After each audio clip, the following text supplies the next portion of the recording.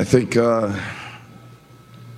it's probably the first night defensively where don't feel like we were close to where you need to be to give yourselves a chance. So credit to Toronto. They obviously played well, had a lot of guys step up and play well. Their bench was very good.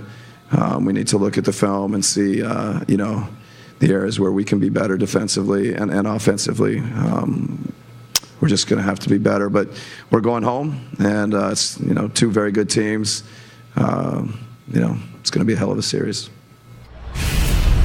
The Milwaukee Bucks this season lost 2 in a row once, and now they've lost 2 in a row here in the postseason, going back home.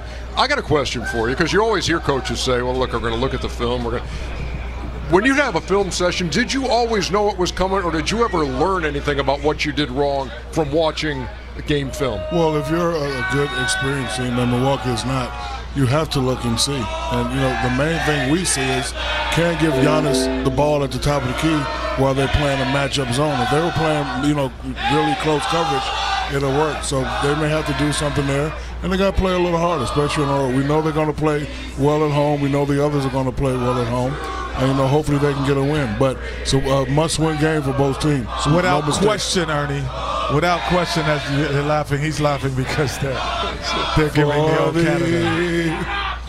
Oh, my goodness. We ain't glorious and free. Oh, Canada, we stand on guard for thee. Oh, Canada, we stand on guard for thee. You know what? That's just like bad karaoke. No. Hey, Ernie, I'll tell you this. Number one, when a coach breaks down the tape, you get embarrassed because you're in a room with them other guys and everybody's looking around.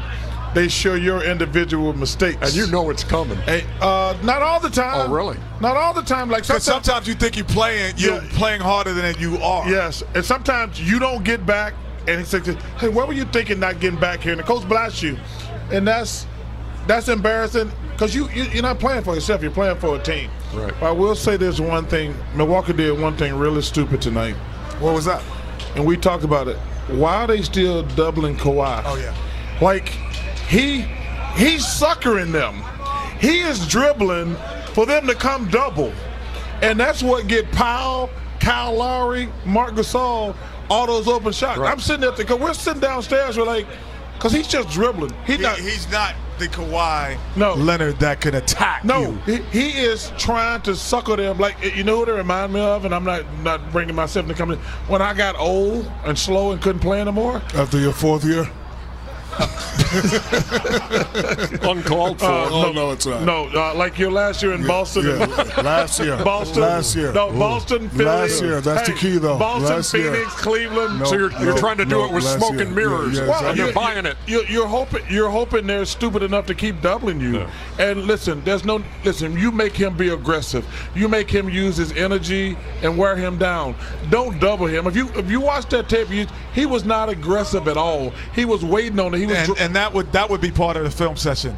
Well, why are you doubling him now? He's not in a scoring area. He's not a threat. Why are you coming? Things like that. So you learn a lot. That's the only way you get to the championship. Watching film. When they do the film session on this show, they do the film session on this show, they're going to say, Shaq the guy singing "Oh Canada" was probably not the greatest idea of all time. But we gave it a try. He doesn't. He's great at. He's smoking mirrors. Hey, Victor, you're right. And you know why? Because he's doing the smoke and mirrors, just like Kawhi was. There we go. You got to step up for me to remember your name. Out there playing like Barkley used to play.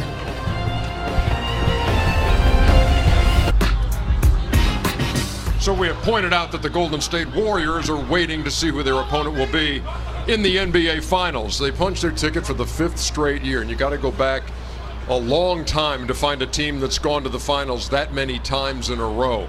It was the Boston Celtics from 1957 through 1966. 10 straight appearances in the finals. They won 9 of them. Golden State will make it 5 in a row. Dennis Scott talking to Draymond Green about that feat.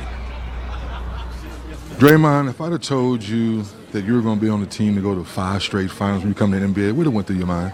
I wouldn't have believed you. When I came into the NBA, we weren't the team we are today. We was coming off a 23-win season. No one really cared about us, but we put the work in. We've really built this thing up, and we've had some special times. Rest versus rust. How do you keep your mind fresh and your body fresh waiting to see who you play with Toronto or Milwaukee? Honestly, it's going to be easy. We've been fighting for, 5 weeks now, and the longest break we've had was 3 days. So for us, and the injuries that we have, we need KD back, we need DeMarcus, we need Andre. 10 days off, we know how to stay sharp with our skill set, but it hopefully feel like a brand new team. Toronto, Milwaukee, they're still playing. Do you feel which team match up better against you guys? Both teams are very good teams, so I don't really care about who matches up better. Whoever's there, that's who we face, and we're trying to go get a win. It'd be great if we could get our 3 guys back healthy. That'll make things a lot. I wouldn't necessarily say easy, because no finals is easy, but it'll make it a lot better for us. Nonetheless, no matter who's out there, we got to continue to do what we do. You have to get reacquainted after 10 days off. We'll talk about that in just a second. But you know what we have to do first? What's that? We got to go to Vegas. Oh, okay. Okay. Let's get more. Because I made a mistake. Okay.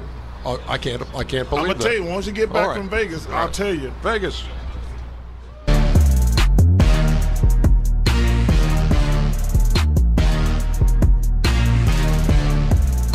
Thanks, EJ. Here in Las Vegas last night at Caesars Palace, we all witnessed the Warriors advance to their 5th straight NBA Finals, only accomplished by the Bill Russell Celtics of the 1960s, sweeping the Blazers with their 3rd straight come-from-behind win. Welcome back to the BR stage here at the Sportsbook at Caesars Palace. I'm Brian Tong with BR's betting insider, Kelly Stewart. Kelly, the Warriors here on the verge of three-peating. What does that factor into the betting lines, and how does this show us what's going on with these NBA matchups? Yeah, Brian, we've spoken before about how the Warriors lines, there's always a little bit of public perception built into there. They just swept the Trailblazers. Are now minus 175 over the Bucks, but almost double versus the Raptors. That speaks volumes to me, Brian. All right, let's take a look now at the projected odds on the Warriors winning the NBA Finals versus either the Bucks or the Raptors. Yeah, absolutely. Listen, looks like bookmakers think the Warriors get it done in 6 versus the Bucks. But on the flip side, versus the Raptors, that is the betting favorite there as well at 2-1. We'll see right here. Listen, this is interesting to me because the Bucks are almost twice as big as an underdog here, but yet the Warriors get it done in 6 no matter what. Yeah, well, we know, look, the Bucks' defensive versatility, their length, their three-point shooting, where we have the Raptors. It's either Kawhi, and you stop Kawhi, you kind of stop the Raptors. So, EJ, it looks like the odd makers are telling us it could be destiny for the Warriors to be that dynasty. Shaq, Kenny, and Charles, we really want to know, can they win their 3rd consecutive championship? And which team of these, the Bucks or the Raptors, give them the biggest challenge? That's a lot of questions right there. Yeah. Which one would you like to tackle, Shaq? I think Milwaukee gives them the biggest challenge. They're a little bit bigger. They're the Golden State will probably play old school defense and say we can stop Giannis one-on-one. Toronto's very smart by playing that matchup zone, clogging the middle. So I think the toughest matchup for them will probably be Milwaukee. Well, it all depends on Kawhi Leonard. If Toronto gets to the finals and he's deteriorating as he gets there, I don't think you can do that when they have guys coming back. Right. But if he's healthy, both teams are admirable. They both pose problems. Giannis is probably a tougher cover because Golden State does keep the floor open on the defensive end, so that would allow him to have big nights. But both of these teams are ready. Yeah, I think Milwaukee is a better matchup in the big picture. But I just want to apologize. I was wrong on the Blazers series. I didn't realize it was best of 7. I thought it was best of 25. Yeah, you always wrong. And I'm going to tell you something. We were going to win the next 4 in a row, and then we'd been back to 4-4. So I'm just telling you. You sound like the guy who fought Deontay Wilder the other day. I was going to come on in the later rounds. Yeah, he was going to wake up in the later rounds. So anyway, it's a 2-2 series here in Toronto. We got a surge. Milwaukee. Well, not today. You know what we haven't done in a while? What's that? Shaqtin' a Fool. We haven't, really? but we're fixing to do another new one. Present danger. Not today. Y'all gonna listen to me one day. We said they were going to get to the Western Conference Finals. They'll just come out. Larger than life, as a matter of fact. Hang out. You know how we do it. That's a good deal. Shaqtin' a Fool. The best of the season, this Best is? of the season. Or best, or, well, the worst is the best. I thought your best of the season was like a half-hour show. Well, It's condensed. No, we just need to stay on the air a little bit longer. So what does it say? Shaqtin's Best of the best worst, 2018-19 season. All right, let's roll it. Let's do this, brother. Don't try these plays at home or on a basketball court. He's Shaqtin' a Fool. What? He's Shaqtin' a Fool. Say what? He's Shaqtin' a Fool. What? In Canada. No, don't get them started again. No, please don't. Number 4, Pistons.